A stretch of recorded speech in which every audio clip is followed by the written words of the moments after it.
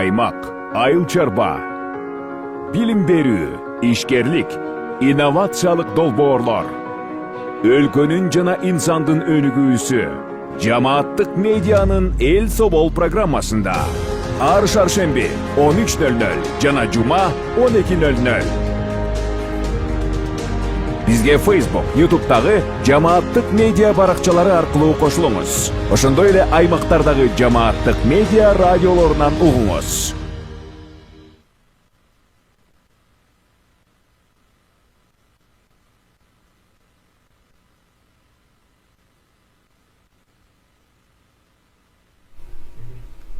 Отман күнүңүз менен көрөрман жана угарман, жамааттык медиа студиясында эл собол программасы өз эфирин баштайт. Эфирди мен Айгерим Кубатбекова алып баруудамын.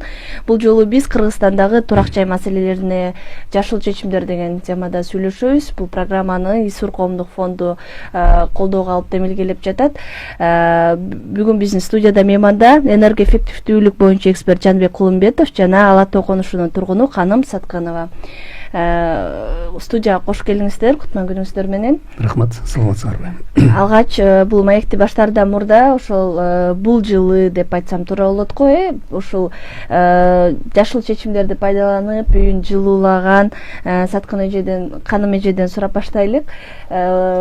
Кандай болду? Мисалы, быйыл кышта ушул жылууланган үйдө кышты өткөзүп жатасыздар да. Анан мурдакылар менен салыштырып айтып берсеңиз, кандай экен, кандай байкадыңыз, эмнеси менен жакты? Бурун бул үйүм меники аябай эле жука болчу, эч шартым жок болчу. Жылуулугу да жок, суук печтердин баары, үстү астынын баары эле сыз болуп турчу. Ошо кайрымдуулук фонду келип, сентябрь айында жылуулап кетишти.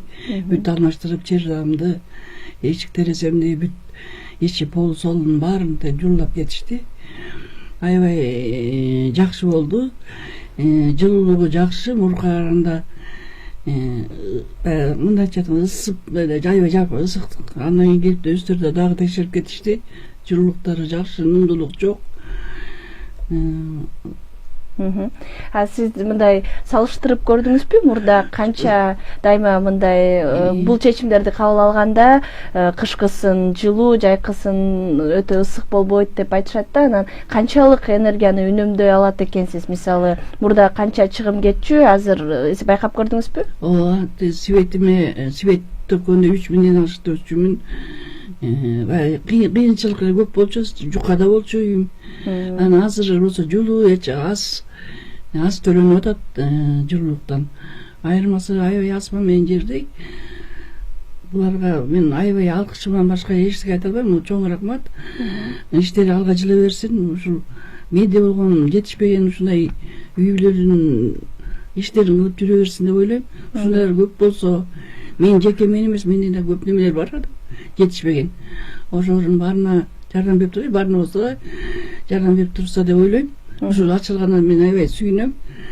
Мен канча жылдан бери 30 жылдан бери жашайм аякта. Эч бир мындай жардам алып көргөн эмесмин. Анан ушулар келгенде муну эмеге айттым эле жанагы жок деле, буну эле ой берип коюп кеткилечи депчи. Анан жок, муну эметип беребиз деп бүт үстө текшерип, бүт ийне жибинен бери эметип беришти, жылуулап беришти, бүт баары. Иштеткен немелери да адамдар дагы батыш деген жакшы неме экен. Жакшы бүткөрүп берип, азыр аябай эле ысып, үйүп жакшынакай жашап калдым. Аркырап шамал кирбейт, эч эметпейт. Мурун үстүнөн деле, астынан деле сыз өтүп ишип жашоого мүмкүнчүлүк деле болчу эмес. Ооручумун. Ден соолугум ошондон айыл эметип калдым, оорупчу. Анан азыр жакшы, менин алкышым терең да. Менде болгон адамдарга жардам берип жүрө берсин. Колдон келсе, ушу дагы эле неметип турса деп ойлойм. Анан үйдө жылуулаган неменин баарын билчү эмесмиз. Булар өздөрүнүн немесине барып катыштык. Анан менде болгондор бир 10 чактылар барды. Үйлөрүбүздү, мурунку үйүбүз менен кийинки үйүбүздү салыштырып баягы неме болдук. Ошондо мен өзүм ушул үйгө жашадымбы эле деп өзүм аябай таң калдым. Бүткөндөгү үйдү көрүп, андан бетер сүйүндүм. Азыр мен кошуналарымда айтат, аябай жакшы кылып эметип кетти. Уютный кылып, жылуулап, жакшы иштешти деп. Рахмат, бул ишке дагы рахматымды айтып коеюн. Рахмат. Элге жарып жүрөбүз. Негизи ошо Каным эже айткандай жаңы үйдү салып баштайлы деген сунушту айткан, а сиздер болсо мурдакы эле үйүн жаңылап жылуулап бердиңиздер. Ооба. Эми негизи бул долбоор биз ЮНИСОН мекемесинин өкүлү болобуз. Анан бизге эл аралык миграция коому кайрылып ушул долбоорду ишке ашыралы деп, алар менен бир жыл мурда дагы жанагы абаны тазалоо боюнча биз элдер менен маалымат окуп тренинг өткөргөнбүз. Быйыл кайрылып калышты, былтыр эрте жазда кайрылып калышты, ушул багытта иш алып баралды. Анан ошонун негизинде баягы негизги долбоордун аты аларда миграция аялдардын абалын жакшыртуу, үйлөрдү жылуу аркылуу жакшыртуу деген долбоор болчу да. Ошол долбоордун алкагында Министерство турда мэрия бизге сунуш кылган баягы аярылуу үй бүлөлөрдүн списогун Кыргызстан, Бишкектин тегерегиндеги новостройкалардан изилдедик да. Анан ошолордун арасынан бул Саткын эженин дагы үйү туура келди. Алардын үйү да новостройкада жашайт. Өзү айтып аткандай абалы оор, суук болчу, өздөрү оорулуу, анан баласы дагы бир аз оорулуу, ошон менен абалы оор болуп аткан. Анан эми жанагы үйдү жаңы же кайра жасоо боюнча аябай суроону өрөт атасыңар. Бул өтө актуалдуу маселе. Бизде 70%дан жогорку үйлөрдүн көпчүлүгү 90-80 жылдарга чейин курулган үйлөр да. Булар бардыгын эле жаңы курганга мүмкүнчүлүгү жетпейт. Кыргызстан боюнча 3 миллиондон ашык имарат бар да. Анын 1,5 миллиону почти жеке үйлөрдү түзөт да. Анан ошонун жанагы көпчүлүгү илгери курулган үйлөр. Анан аны эле такыр бузуп кайрадан курууга чоң каражат керек болот. Ошол эле үйлөрдү кайра жылуулап, уютный кылып, шартын түзүп, жакшы абалга жеткизсек болот да. Бул Саткындардын үйүндө ошол үлгүнү биз көрсөттүк да. Ошон менен кошо бир 10 чакты үй ушул Бишкектин тегерегиндеги жаңы конуштардан ушундай абалы оор болгон аялдардын үй бүлөлөрүнөн жасалды. Анан мен бүгүн ушул жумада биз булардан изилдөө жүргүзгөнбүз. Биринчи алдын ала үйдүн абалы кандай, эмне кылышыбыз керек жылуулук сакташ үчүн деп, анан эсептеп чыгарып, анан ошону ишке ашырып, анан кийин жыйынтыгын көрөлү деп быйыл кышында атайын изилдөө жүргүздүк. Мен аны алдын ала эсептөөлөр боюнча биздин бул жерде отчетторубуз бар. 50%дан ашык энергияны пайдаланууну азайтууга жетишти да. Анан биз илгерген жардам менен чектелип калган жок. Саткын эженин баласы Азамат кошулуп, булар үйүнө система отопления коюп алды. Азамат өзү баягы жардамга муктаж болсо дагы өзү деле үйүнүн ичин отделка жасап алды да. Аябай ошондо биздин жардамыбыз, анан булардын өздөрүнүн жардамы менен бүгүнкү күндө татынакай үй болуп калды да, жылуу үй болду. Анан кышы менен биз кайра барып аттык, жылуу бойдон сакталып атат да. Ошол 50%дан ашык энергияны үнөмдөө мүмкүнчүлүгүнө жетти жылуу аркылуу. Бул деген сөз мурда көмүрдү жакып аткан болсо ошону 2 эсе азайтты дегенди билдирет да. Мисалы үчүн 10 тонна жаккан болсо 5 тоннага азайт да.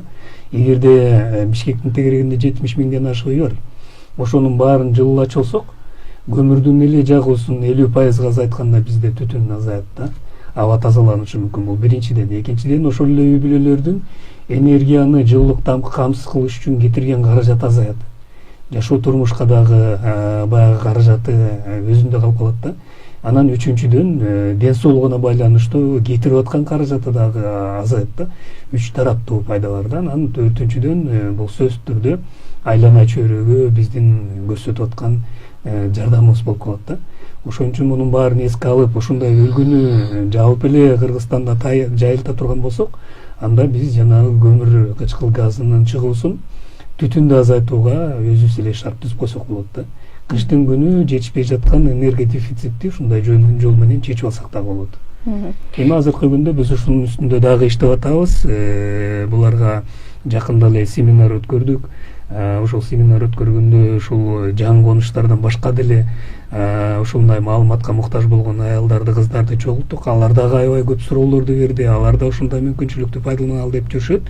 Ушуну менен чектелип калбастан биз атайын долбоорлорду заказ кылып, конкурс өткөрүп даярдаттык. Азыр Гостройдун алдында кароодо туруп атат. Эгерде ал долбоорлорубуз даяр болуп калса, үй курам же кайра жасайм деген кишилер болсо ушул долбоорлорду алып эле ал жерде бүт баардык жылуулукту сактоо мүмкүнчүлүктөрү эске алынган долбоорлор болот да, пайдалана берсе болот. Анан муну жайылтуу үчүн биз эмки жумада буюрса Кыргызстандын 7 областында жанагы райондун курулушту тейлеген мекемелеринин адистери үчүн атайын семинар өткөрүп, ушуну Кыргызстанга жайылталы, Кыргызстандагы үйлөрдүн абалын жакшырталы деген максатта иш алып баралы деп атабыз да. Негизи дүйнө жүзүндө 30-40% айлана чөйрөнү булгаган нерсе ушул имараттар аркылуу чыгат да. Биз ошол багыттан бул маселени жеңсек болот. Биздин Бишкекте деле изилдөөлөр боюнча 40%га чейин ушул үйдү жылуу үчүн кеткен жанагы көмүрлөр, таштандылар аркылуу чыккан жаман газдар биздин абаны булгап атат. Анан кийин транспорт, андан кийин башка нерселер болот да. Демек бул долбоордун алкагында Кыргызстанда ички мигранттарда жашыл жаңылануу процессине тартууга көмөктөшүү деген долбоордун алкагында Бишкек шаарында Чүйдө 10 жана Ошто 3 үй бүлөдөгү үйлөрдү мындай оңдоп түзөп, жылуулап иштерин бүтүрдүңүздөр, жалпысынан. Бишкекте негизи 60ка жакын үйдү изилдедик. Ошонун ичинен баягы атайын комиссия менен кошо жыйынтыктарды чыгарып, анан кийин ал жерде мэрия да бар, Министрликтер да бар, Госстрой дагы бар, ошол мүчөлөрү. Ошолор менен чогуу чечим кабыл алып 10 үйдү тандалды. Каражаттын жетүүсүнө жараша да. Анан кийин Оштон тилекке каршы 5 пландадык эле. Каражат азайып, анан курулуш материалдары көп, курс доллар көтөрүлгөнүнө байланыштуу ал жактан 2 үйдү бүтүргөнгө үлгүрдүк да. 12 үйдү жылууладык жалпысынан. Каным эже айтсаңызбы, айтып атпайсызбы, ошо баарын булардын окуусуна катышкандан кийин кантип ушундай үйдө жашап аткам деп ойлондум депчи. Демек башында булар жылуулук негизи эле ушул темада жаңы билимдерди берген турбайбы? Эмнелерди үйрөнүп алдыңыз? Негизи эле мындай башка жарандар эмнеге көңүл буруш керек экен, жылуулук жөнүндө, негизи эле ошо энергия эффективдүүлүк боюнча кандай ойлоруңуз өзгөрдү, кандайча болуп? Мен ушу 96-жылы келгенде биз баягы өзүбүз каалагандай салып алабыз, эптеп эле салып жашап калып да. Анан мындай чатырда жашагандай болуп турмун да. Анан ошол мен ошол көрсөткөндө айтпай ошол жашоо кантип аркырап ошол мисалы үчүн мен өкмөт жанагы жардамга муктажмын деп атпаймынбы? Соцсаштан 6000 көмүргө жазып берет, бирок 6000 бир көмүр алсам деле 1 тонна жетпейт. Дагы көмүр аласың кошупчу. Анан 4 тонна алып, 4-5 тонна алчумун. Такыр эле суук өтсө эле кошо эле үйгө кошо берчү да. Эчтекесин билбей эле неме этип жүрөбүзбү? Жашап жүрө беребиз, күчүбүз менен. Ошол үчүн урукчан болуп, балам да урукчан болуп, өзүм да урукчан болуп калдым да. Анан ушул барганда эмне үйрөндүм, менин немеге көзүм жетти. Биз үйлөрдү туура эмес салат экенбиз.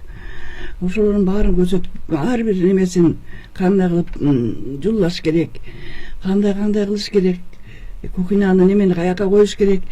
Ушул мага аябай таасир берди. Азыр ошол боюнча мен балдарыма айтып атам, эми табыс алып калсаңар сөзсүздүр бул кишиге кайрылып башынан баштап туура салууга деп. Туура салыш керек экен. Негизи бул эметтен баштап жуулаш керек экен да. Биз антпай эле эптеп эле салып.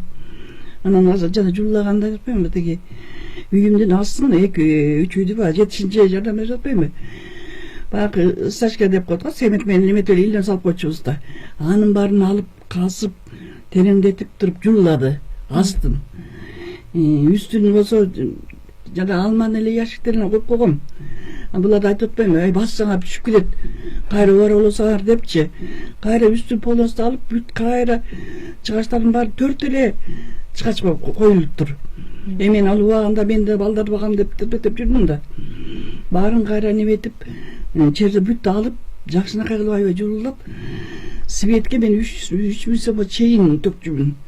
Азыр 500 сомдон да ылдый болуп калды. Анан паровойду бул айтып аткандай жана балам газга туташтыралы, өзүм анкоскө мен ооруйм, мага болбойт экен от жакканга. Ошон үчүн паровой кылдык. Ага дагы өкмөт неметип берди, баягы көмүрдүн ордуна газдан жеңилдик кылып берди. Мен аябай эле ыраазымын. Ушул булардын немеси болбосо билбейм кандай шартта жашайт элем, далы жашай берет белем. Анан балдарды деле ар бир өз жашоосун кылып атышпайбы? ошо рахмат, дагы эле рахматымды айта берейин. Эми мен элдин баарын айтып атам. Биз туура эмес салат экенбиз. Эптеп эле мынтип эле салып коюп эле жашай берет экенбиз. Жулуп алсак өзүбүзгө да жакшы экен. Экинин болот экен, аябай жупжул болуп. Азыркы айткандагы баягы биз 10 киши деп атпайбы, баарыбыз барганбыз да. Ошондон бирөө чалып атат, мага сиздики кандай болуп атат? Меники болсо от жакпай эле жупжул болуп жыргап калдым. Мурун от жакчу элем депчи. Ушулар көбөйсө, ушундай колунда жок, ушундай биз кыйналган адамдарга жардам берип турса, сонун эле болот эле. Негизи ушул энергоэффективдүүлүк боюнча жашыл чечимдерди негизи баштоодо мурда эң алгач ошо жарандарга окутуудан баштайсыздар, сиздер? Анан негизи адамдар ушинтип оюн өзгөртүп, ал жөнүндө маалымат билгенден кийин анан бул кадамдарга барып башташат да. Ооба. Кантип башталат ушул окутууда негизи эмнелерди үйрөтөсүңөр? Оңойбу мындай алар бат эле ушундай чечимге келиши негизи? Ооба, негизи адистер жасайт бул жумуштарды, бирок толук маалыматыбыз бар болсо ошол адистерди эле көзөмөлдөп туура ишке ашырсак болот. Анан кийин өзүбүздүн эле күчүбүз менен жазсак болот, бирок аябай жакшы билим, тажрыйба адистердин жанагы кеңеши менен кошо ишке ашырыш керек да. Ошон үчүн эң эле биринчи аябай жакшы булар жакшы нерсени айтып берип атпайбы? Адамдын эң биринчи аң сезими жанагы энергияны үнөмдөөгө багытталган жанагы маданияты болуш керек да. Ошол деңгээлге жетмейинче биз мындай ойлойбуз да, азыр жылууланбаган үйдө көмүрдү көбүрөөк, эки жакка көбүрөөк жаксам эле үйүм жылып калат деп ойлойбуз да. Анан жылчыктарды эске албайбыз, дубал жок экенин эске албайбыз. Ошондон улам анан жанагы зыян келтирген нерсени көп жасап, анан кийин оттун жылуулугу үйдүн ичинде эмес сыртка кетип калып атат да.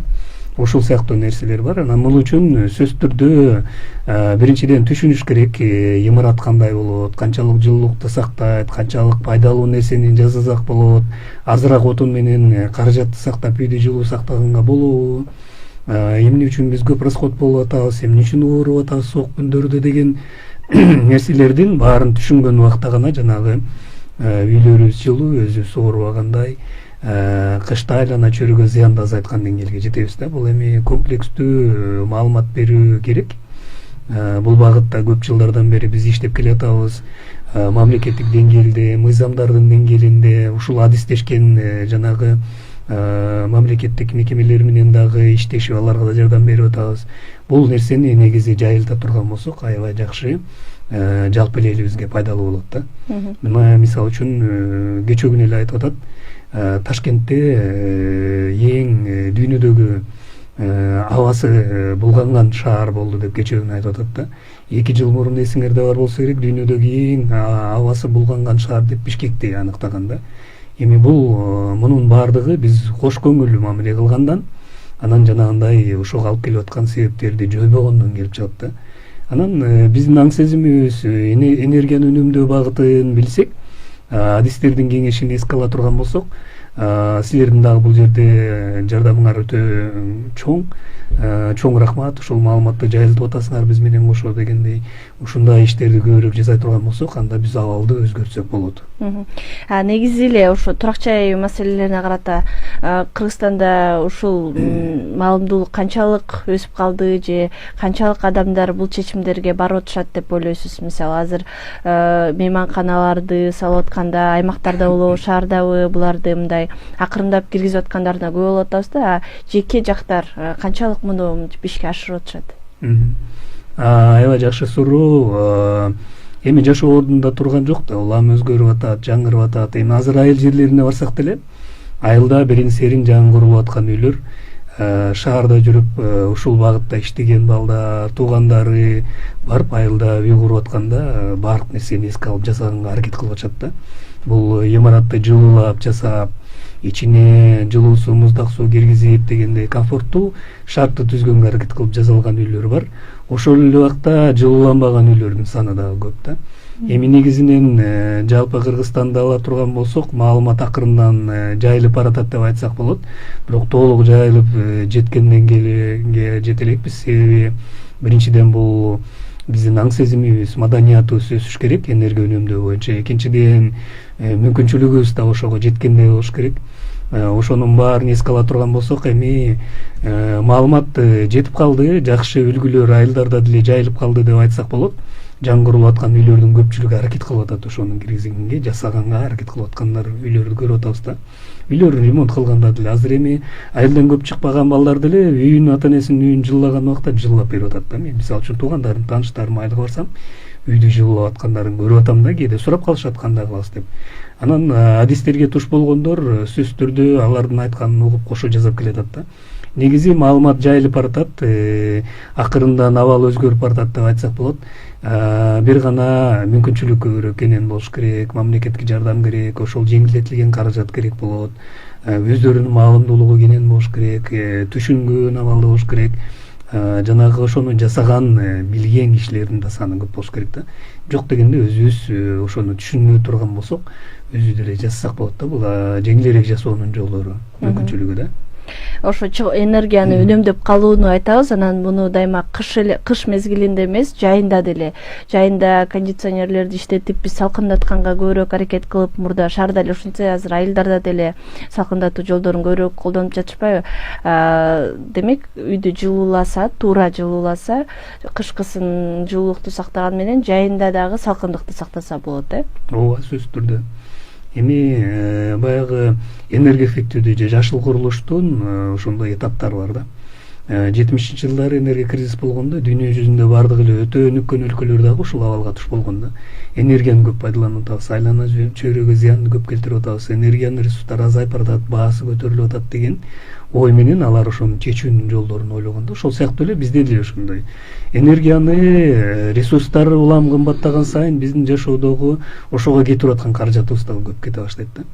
Ошон үчүн жалпы Кыргызстанда болгон имараттардын баардыгын энергия эффективдүү деңгээлге жеткирген абалга жете турган болсок, ошого жеңилдетилген мүмкүнчүлүктөрдү тапсак, маалыматты жайылта турган болсок, бул абалды өзгөртүп жакшыртсак болот да. Бизнес, конечно, силер айткандай, бизнестин мүмкүнчүлүгү бар, анча каражат ашык чыгып турса, ошого жумшаганга мүмкүнчүлүгү бар да. Бирок эми каражат жок болгон убакта дагы ошол жана жаратылышта болгон традициялык салттуу материалдарды пайдаланып деле ушуну ишке ашырсак болот. Саман, камыш, лайды, камыш саманы көбүрөөк кылып жасаган шартта деле жылууласак болот да. Мындай үлгүлөр көп, эми убакыттын тар болгонуна байланыштуу мен көп буларга токтолгум келбей атат. Ошол эле убакта жанагы биздин базарда таратылган азыркы убактагы органикалык материалдардан жасалган материалдын түрлөрү бар, ошолорду да пайдалансак болот. Эми баардыгы эле баага артта калат. Ошол баага жараша ошонун ыкмасын өздөштүрүп алып, технологияларын туура жасай турган болсок, ишке ашырсак болот да. Мисалы үчүн азыр кайра жанданган жанагы самандан жасалган үйлөр пайда боло баштады. Бул дагы энергияны аябай үнөмдөө жакшы мүмкүнчүлүктү бере турган үйлөр да. Ошону эле жандандырсак болот. Ошол эле өзүбүздө болгон жаратылыштагы материалдарды туура пайдалансак болот. Ошол материалдарды алып, ошол ыкмаларды өздөштүрүп алып, өзүбүздүн күчүбүз менен жасалсак болот да. Жакан үйдү өзү эле жасалса болот. Мисалы үчүн учурунда менин да каражатым аз болгондуктан жаңгырып аткан үйдү жылуулоо үчүн материалдарды сатып алып, ушул жасап аткан кишилерден баары үйрөнүп, атайын тарбиясын көрүп, семинарына катышып дегендей, мен өзүмдүн үйүмдүн жылуулоону мен өзүм деле жасагам да. Ошон үчүн бул багытта көрүп алып, үйрөнүп алуу сөзсүз түрдө өзүң аркылуу өткөрүш керек да. Бул өтө жакшы жол ыкма болот да.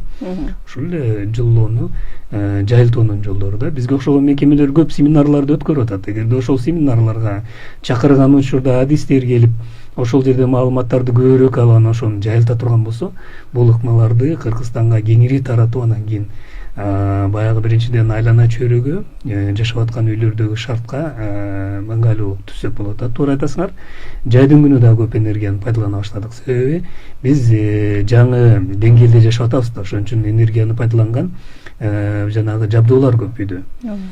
Сууду кайнатабыз, жылуу сууду алабыз дегендей, зарядка кыла турган телевизорду пайдаланабыз, стиральный машина деген сыяктуу нерселер көп. Ошон үчүн жайдын күнү да көп пайдаланып атабыз. Бул жайдын күнү аны көп пайдаланганда алардан жылуулук чыгат. Жылуу чыкканда үйдүн ичи дагы кошумча жылуу болот да. Анан күндүн ысыгы өтүп кеткен жука дубалдан имараттын ичинде жылуу ысык болуп кетет да. Ошон үчүн жанагы жылууланган үй жайдын күнү салкын болот, кыштын күнү суукту өткөрбөйт да. Ошон үчүн жайында да энергияны аз пайдаланабыз десек, ошондой деңгээлге өтүшүбүз керек да. Ошо турак жайды жылоо темасына келгенде көп жарандар эми үйдү кайра салууну ойлоп же жаңы салган үйүмдү ошондой кылып жылуулайын деген бир ойго бара беришет да. Сиз дайыма айтасыз, ошо болгон үйдү деле ошол шарттан баштап жылууласа болот деп. Ушундай учурда турган жарандарга кеңешиңизди айтып кетсеңиз, эмнеден баштаса болот, кантип мындай өз алдынча анализ жүргүзүп, эмнеден биринчи баштайм деп тургандарга кандай кадамдарды өтүш керек алар? Аябай жакшы суроо берип атасыңар. Эки жол бар муну ишке ашыруунун. Биринчиден сөзсүз түрдө жаңы үйдү курганда ошол үйдүн кайсы жерге курулат, кандай максатта пайдаланабыз, канча аянтуу болот, күнгө караган тарабы кайсы жак болот, күндөн мүмкүнчүлүктүү жылуулукту алууга мүмкүнчүлүктү эске алыш керек да. Анан баягы күн тийбеген жакка терезени азыраак койгонго аракет кылыш керек. Ушулардын баарын эске алып, жердин астында нымдуулукту, көп өткөрбөгөндөй, фундаменти кандай тереңдикте болуш керек, кайсы материалдарды пайдаланабыз, аны кантип жылуулайбыз, ушунун баарын эске алып жазыла турган болсо, долбоорду тандап, жана мен айтып өтпөдүм, биз атайын заказ кылып ушундай долбоорлорду даярладык. Алардын ар кандай түрлөрү бар. 70 квадрат метр, 90 квадрат метр, анан 125 квадрат метр деген баягы өлчөмдөгү үйлөрдү биз бир этаж, эки этаж кылып жасаттык. Атайын конкурс менен өткөрүп, ошону жайылталы деп атабыз. Азыр эгерде ошол бүтүп аягына чыгып калса, ошону райондук архитектуралардан алып эле ошол долбоорду пайдаланып ишке ашырса болот да. Бул сөзсүз түрдө баардыгы эске алып жасалган нерсе да. Анан эми азыр баштап калган болсо, же ал долбоорго жете элек болсо, сунушталат элек, сөзсүз түрдө ошол жерде райондордо адистер бар. Же болбосо бизге окшогон адистешкен мекемелер бар. Ошолордун семинарына барып, ошолордун консультациясын алып, бизге окшогон жанагы долбоор аркылуу бекер консультация берип, бекер семинар кылып аткан жерге барып, маалымат алып, ошолорду пайдаланып, анан кийин өзү ишке ашырса болот. Анан эмегерде үйлөрү курулуп, илгери убактагы курулуштун тартибине, эрежесине ылайыкталып жасалган болсо, азыркы абалдагы жылуулук сактоо мүмкүнчүлүгүнө жеткирүү үчүн экинчи жол бар. Бул болсо жанагы мен айтып өткөндөй, же бул саткандардын үйүндө болгон имаратты сыртынан жылуулоо аркылуу аны ишке ашырса болот. Мисалы үчүн мен мисал катары айтып өтөбүз, биздин эсептөөлөр боюнча климаттык шартта Кыргызстанда полду сөзсүз түрдө гидроизоляция менен анын сыртына үстүнөн пенопласт, пеноплексти коюп 5 сантиметрден кем эмес анан стяжка кылып ламинат коюп койсок, пол жылуу болот. Дубалдын сыртынан 5 сантиметрден кем эмес жылытуучу материалды койсок, ал суукту өткөрбөйт. Терезелер болсо сөзсүз түрдө энергоэффективдүү, напылениеси бар айнектерден болуш керек. Потолок болсо 10 сантиметрден кем эмес жылытуучу материалдарды пайдаланган туура болот да. Ушундай жолдор менен ишке ашырсак болот. Эми муну айтып койгон оңой деп дагы көпчүлүгү ойлошу мүмкүн. Муну чечүүнүн дагы жолдору бар. Биринчи, өзүбүздө болгон азыраак каражатты бөлүп ишке ашырсак болот да. Мисалы үчүн биринчи жылы полду жылуулап алып, экинчи жылы терезени алмаштырып, үчүнчү жылы дубалды, анан кийин потолокту жылууласак болот. Экинчи жолу болсо ошол эле мүмкүнчүлүктү жеңилдетилген каражат насыя берген. Мисалы үчүн бизде бир долбоор иштеп атат, КИСЕФ деген. Ошол жерде үйүн жылуулаган кишилерге жалпы кетирген суммасынын кредит аркылуу алган болсо 15%-ын биз грант түрүндө кайтарып беребиз. Бул банктын пайызын азайтып берет. Ошондой мүмкүнчүлүктү пайдаланса болот. Бул жерде биз кеңешибизди бекер беребиз, сунуштарыбызды айтабыз, ошону ишке ашырып алса болот да. 3,5 миңден ашык азыр уже жалпы саны 4 миңге жакын үйлөр, имараттар, чоң көп этаждуу үйлөр, бизнес объекттер ушундай абалга келди. Азыркы көрүнүштөрдү эске ала турган болсок, жаңы деңгээлдеги үйлөр курула баштады, имараттар курула баштады. Мисалы үчүн акыркы биздин долбоорлорубуз боюнча кээ бир имараттар жанагы күндүн жардамы менен электр энергияны бекер алып атышат. Электр энергияны 3 эсе 4 эсе аз пайдаланган тепловой насосту пайдаланып атат. Күндүн жардамы менен жылуу сууду алуу мүмкүнчүлүгүн пайдаланып атат. Ошолорду ишке ашырса болот да.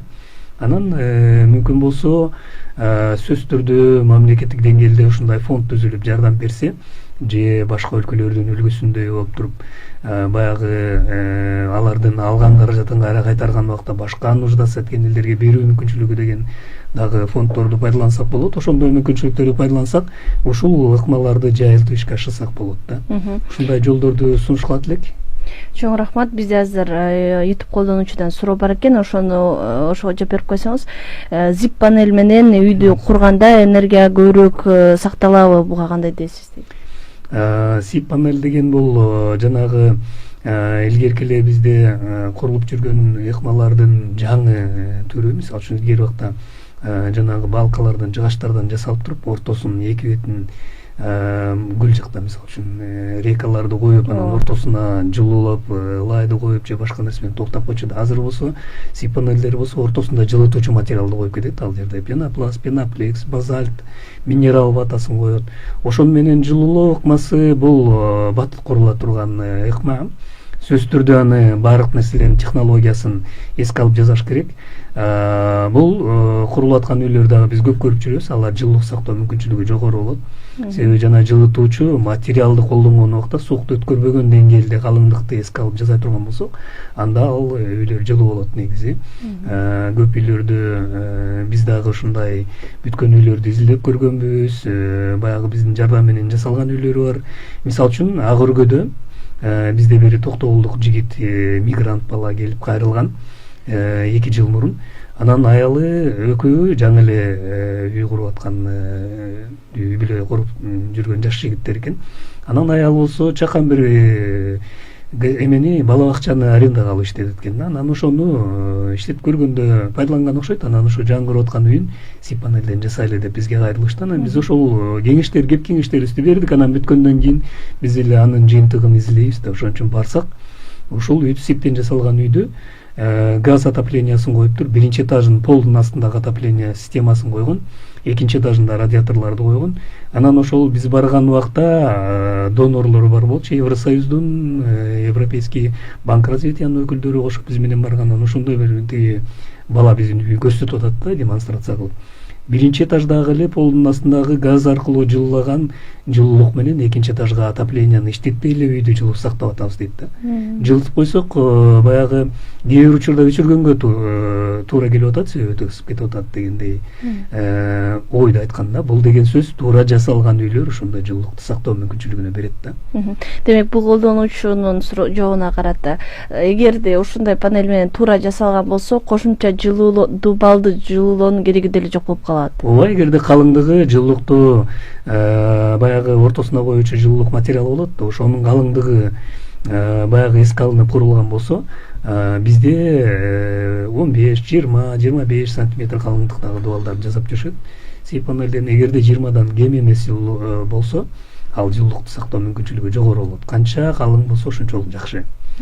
Ошону эске алып жасаса болот. Кээ бир учурда сип панелдерди орнотуп алып, анын сыртынан декоративный штукатурка кылыш үчүн сип панелдин сырты обычно мындай ОСБден же башка материалдардан болот да. Ошонун бетине эле кээде красит коет, а кээ бир учурда ошонун бетине дагы кошумча декоративный термопанелдерди коюп, кооздоп койгон учурлар дагы бар да. Эми бул жанагы ишке ашырып аткан убакта, бүтүрүү этабына келген убакта бардыгын эске алып жасаса болот да. Мисалы үчүн мына Тоголок молдо жакта, Бычкадан ылдый жакта бир чакан 2 этаж үй курулду. Ошону мен байкап турсам, сип панелден жасап, сыртынан анан ошол термопанелди коюп койду. Ошол термопанель менен жасаган. Азыркы күндө, по-моему, магазинби бир кайсы мекеме катары иштеп атат, татынакай болуп өттү. Эгерде туура жасалган болсо, бардык эле ыкма өзү энергоэффективдүү деңгээлге жетет. Ооба, жасаса болот. Чоң рахмат сиздерге. Бизге бөлүнгөн убакыт соңуна чыгып келатат. Эфир соңунда Каным эже сизге сөз берели. Дагы бир жолу айтып койсоңуз болот. Жөнөкөй жарандар негизи эле ушу жылуулук боюнча, энергияны эффективдүү пайдалануу боюнча эмнелерди билип, эске алып жүрүшү керек экенин сунуштап койсоңуз. Мен ушу өзүмдүн түшүнүгүм боюнча биз өзүбүздөй кылышыбыз керек экен. Бүт ушундай болгондо семинарга катышып, ошондо билип башынан баштап эле үйдү жылуулап алышыбыз керек экен. Ошондо биз эч кыйналбайт экенбиз. Мен айтып атпаймынбы, жогоруда өзүм эптеп эле салып алгам, чатырдагы беле. Анан эч кандай кыйналдык, ушулга чейин кыйналып келдим. Анан булар эметкенден бери мен ушулдардын жасаганын өз көзүм менен көрүп турдум. Ушулардан кеңеш алып жасаса деп ойлойм да. Кыйналбай, эми биз илгеркибиз, азыр жаштар кыйын да. Ушундай кылып катышып, анан ошол немеси менен жасаса, анан ушундай жана бизде жетишпеген немелерге жардам берип турса, ошо фонддор көп ачылып. Анан ушул дагы ушул эмеден сиздердин жана жамааттарыбызга чоң рахмат. Ишиңиздер алга жыла берсин. Сизге да рахмат, чоң рахмат. Убактыңыздарды бөлүп угармандарга практикалык кеңештерди, сунуштарды айтып бергениңизге ыраазычылык билдиребиз. Урматтуу Жамааттык медианын көрөрманы жана угарманы, сиз түз эфирдеги Эл Собол программасынын кезектеги көрсөтүүсүн көрдүңүз. Бул жолу биз Кыргызстандагы турак жай маселелерине карата жашыл чечимдер тууралуу сүйлөштүк. Студияда мейманда энергоэффективдүүлүк боюнча эксперт Жаныбек Кулумбетов жана Ала Тоо конушунун тургуну Каным Сатканова болду. Эфирди мен Айгерим Кубатбекова алып бардым. Кайрадан эфир аркылуу амандашканча саламатта туруңуз.